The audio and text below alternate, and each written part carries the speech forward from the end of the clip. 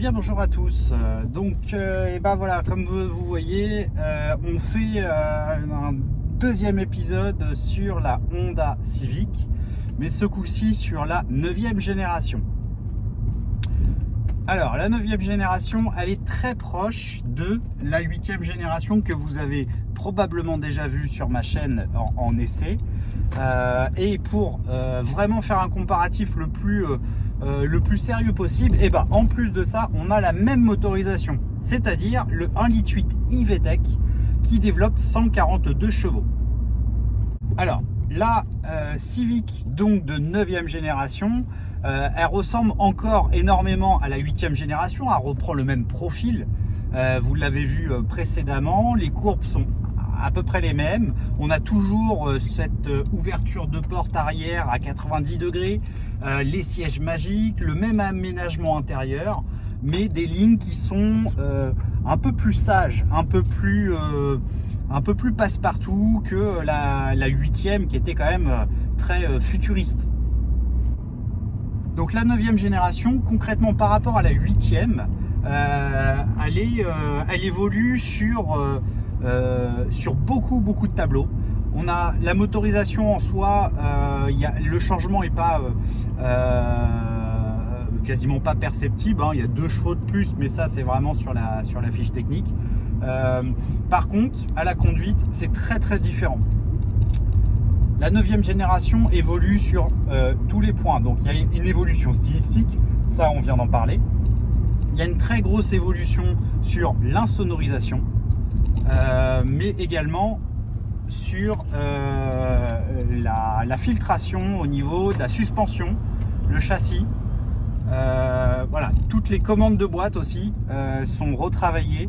La douceur de conduite là est vraiment recherchée, contrairement à la 8e génération où on était vraiment quand même sur quelque chose de typé sport quand même. Même si on n'avait pas forcément la motorisation pour aller chercher des performances dingues, mais on était sur une voiture qui était vraiment typée sport.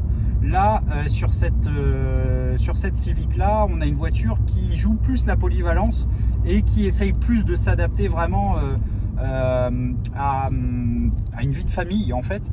Les suspensions sont terminées, hein, le côté un peu éventuellement un peu tape-cul, comme certains pourraient penser que la 8e elle est un peu sec par rapport à la 9e. Les suspensions sont vraiment beaucoup plus molles, la direction elle est très souple, très légère. La commande de boîte, franchement c'est un régal, j'adore la commande de boîte, elle est géniale. Le maniement sur la 8 il était déjà bien guidé, assez ferme et assez direct sans jamais crocher.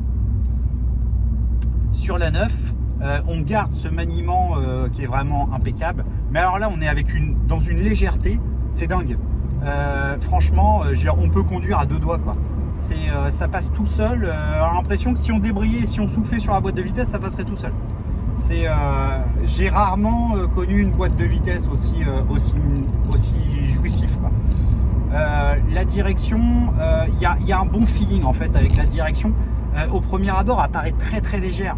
C'est presque un peu déroutant en fait, puisque bon, Civic ça a toujours eu une connotation quand même des voitures où on peut leur taper un peu dedans et tout, mais quand on sent la direction ultra légère, on se dit mince, ça va être comment à haute vitesse quoi. Finalement la sensibilité en fait elle est très légère, mais elle est millimétrique. C'est vraiment voilà, un peu comme la 8, mais le ressenti est différent. Vraiment c'est la légèreté, ça donne une légèreté à la voiture, aussi bien dans la commande de boîte comme dans la direction. On a vraiment l'impression que la voiture en fait c'est un poids plume quoi. Et la précision, voilà, il n'y a vraiment pas de manque de précision, et ça c'est vraiment génial, parce que c'est ça qui nous sécurise rapidement, pardon. Voilà, parce que la direction, malgré qu'elle soit très légère, elle est hyper millimétrée. Donc en fait on n'a pas de flou en fait. C'est un ressenti qui peut s'en rapprocher au premier abord, mais après on se rend compte très vite qu'en fait non, la direction elle est parfaite. Elle est parfaite, c'est juste qu'on n'a pas l'habitude d'avoir quelque chose de si léger que ça. Donc j'en ai déjà parlé, hein, la filtration de l'habitacle, voilà, on a vraiment une voiture qui est très très silencieuse. C'est vraiment agréable de rouler avec et pas forcément de rouler vite, quoi. Voilà. Mêmes aptitudes du moteur par rapport à la 8e génération. Le 1,8 litre, il est vraiment suffisant pour, par exemple, pour les bas régimes, tout ça. En fait, on joue avec la boîte, etc. Mais en fin de compte, on ne se sent pas sous-motorisé du tout. Ça, c'est vraiment bien. Et on a une voiture, vous voyez, là, je suis à 2000 tours. Bon, évidemment, voilà, c'est pas une foudre de guerre à 2000 tours, mais là, je suis à 2000 tours en 3e, à 50 km/h. On appuie, on a une voiture qui répond tout à fait. Voilà, donc évidemment, voilà, c'est pas, ça colle pas au siège ou quoi que ce soit. Attention neige.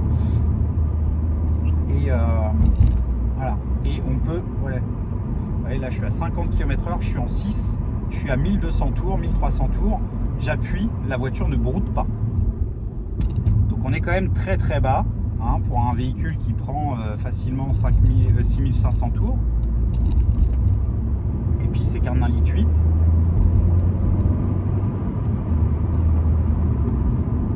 Voilà, donc là, au niveau du freinage, alors là c'est un petit peu plus délicat. Je ne saurais pas trop dire si je ressens vraiment une différence avec la 8. Je sais que là sur la chaîne il y a beaucoup de comment dire, de propriétaires et de personnes qui affectionnent Honda, donc donnez-moi votre avis. Moi personnellement, je n'ai pas le sentiment de sentir une différence au niveau du freinage. Bon, après au niveau de la position de conduite, c'est pareil, on a très très peu d'évolution dans la position de conduite, voire pas du tout. Peut-être l'amplitude du siège, ça faudrait voir. Ça c'est pareil, c'est un point, je me rappelle plus très bien sur la 8, et pourtant j'ai eu les deux aussi, la 8 et la 9. Mais bon, ça j'ai un petit doute. Par contre, le siège en lui-même sur la 9e génération, donc sur celle-ci, il a été retravaillé. Il garde la même ergonomie, à peu près le même design et tout ça. Par contre, le confort est clairement pas le même. Le confort de la 9e génération est beaucoup plus accueillant, beaucoup plus moelleux. Très sincèrement, on se sent très bien dans ces fauteuils. Contrairement à la 8 où voilà, c'était pas inconfortable, c'était pas trop ferme et ni trop moelleux. Là on est vraiment dans un accueil qui est assez moelleux et bien baqué aussi au niveau des côtes. Donc c'est voilà, on a envie de rouler, on a envie d'y rester, hein. Ça c'est voilà.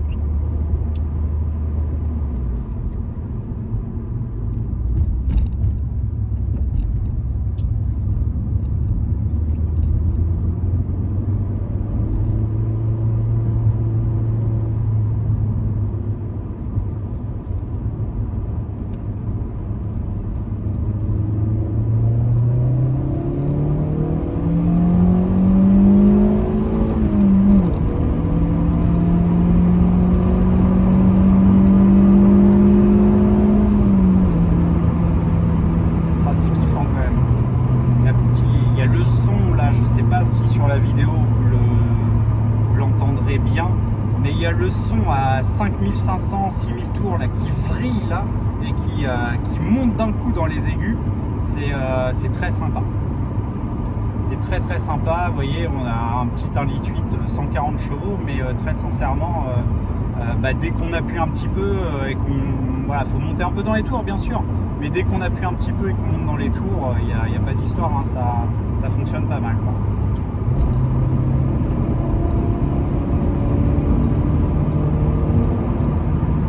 C'est minutieux, c'est précis c'est très sympa, très sympa. Alors évidemment c'est un VTEC, donc on n'a pas les reprises d'un moteur turbo, on n'a pas les reprises d'une grosse cylindrée non plus. C'est un VTEC, c'est un atmosphérique à l'ancienne, donc quand vous voulez des reprises, vous passez une vitesse, vous en rétrogradez même des fois deux s'il faut, mais vous avez toujours de la sauce, parce que dans les tours il y a de la sauce. Donc il ne faut pas hésiter à jouer de la boîte. Vous avez besoin de dépasser, brim, vous faites tomber un ou deux rapports et puis c'est parti.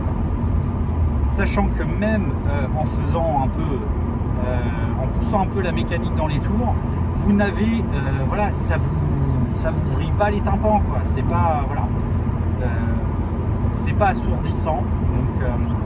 Voilà, la conduite est très sympa et je trouve même que la sonorité est un peu plus, me semble un petit peu plus sympa que sur la 8, un peu plus travaillée peut-être, ou alors c'est l'insonorisation qui filtre quelques décibels, je sais pas trop bien, mais voilà, c'est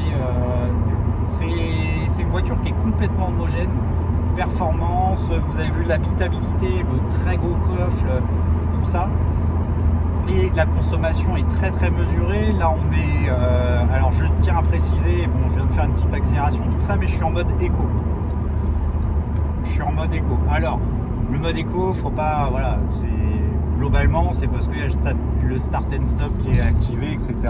Vous verrez pas grande différence de performance, hein. Ça peut jouer un tout petit peu, mais voilà, c'est pas notable. Donc là, comment on voit que je suis en mode éco? Tout simplement, l'évolution qu'on va avoir aussi par rapport à la 8e génération, comme à l'extérieur, c'est une planche de bord et un habitacle qui est quand même un peu plus homogène pour plaire au plus grand nombre. Voilà, on est plus, voilà, c'est beaucoup moins tortueux que sur l'autre. C'est très sympa malgré tout. On a perdu le compteur en 3D de la 8e génération, mais voilà, on a toujours cet esprit là avec les 3 manomètres, l'affichage tête haute, etc. L'écran, l'ordinateur de bord qui est juste à côté. Cet ordinateur de bord, il faut savoir que vous avez plein de menus différents, vous pouvez afficher et personnaliser, voilà. Vous avez l'horloge, là dans les menus vous pouvez changer la présentation de l'horloge, tout ça, enfin vous pouvez personnaliser un peu, vous pouvez changer les thèmes de couleurs, vous pouvez même mettre la photo de votre chien si ça vous tente. Enfin votre chien, mettez la photo de madame, hein, parce qu'il ne faut pas avoir des problèmes. Donc voilà, donc il y a une personnalisation qui peut être faite. Ici vous avez peut-être remarqué au niveau du compteur de vitesse, alors vous le voyez peut-être pas très bien de là, il a tendance à varier en couleur. Ça c'est parce que je suis en mode éco, c'est pour vous aider à conduire de manière un peu plus économique. Vous allez avoir, si je suis en roue libre là par exemple, le compteur qui vire au vert clair. Donc là, ça veut dire que vous avez une conduite qui est très économique. Plus vous allez appuyer, vous allez passer sur du bleu turquoise. Donc là, ça va, voilà, vous appuyez pas très fort, vous êtes en train d'accélérer, mais modestement, sans appuyer trop fort, et vous passez au bleu foncé, pardon, quand vous êtes en pleine charge, etc. Voilà. Donc il y avait déjà ça sur la 8e génération, c'était différent, c'était des points qui montaient soit en vert, soit dans les tours en rouge, etc. etc. Voilà, il y avait déjà cette petite astuce pour nous guider un petit peu, pour essayer de trouver la bonne économie sur cette voiture. Donc globalement, la planche de bord, elle est quand même beaucoup plus agréable à mon sens à regarder, parce qu'elle est plus, voilà, elle est plus qualitative. On sent que là il y a eu une montée en gamme sur la finition qui est quand même significative, on l'aperçoit tout de suite. Il y a une montée en gamme donc qui se ressent, comme je l'ai dit tout à l'heure, dans la direction, mais pas que dans le feeling. Le volant a été retravaillé aussi. Le cuir c'est un cuir beaucoup plus doux, beaucoup plus fin. Voilà. La jante est toujours bien épaisse, le volant pas très large, donc on se retrouve encore avec ce phénomène un peu comme Peugeot a fait avec la 308, la 208, etc. Avec le petit volant, grosse jante, cuir vraiment très sympa à prendre en main. On a un tableau de bord qui est beaucoup plus lumineux, avec plus de jeux de couleurs, etc. Voilà, on passe vraiment sur une voiture qui a pris en maturité en termes de modernité, etc.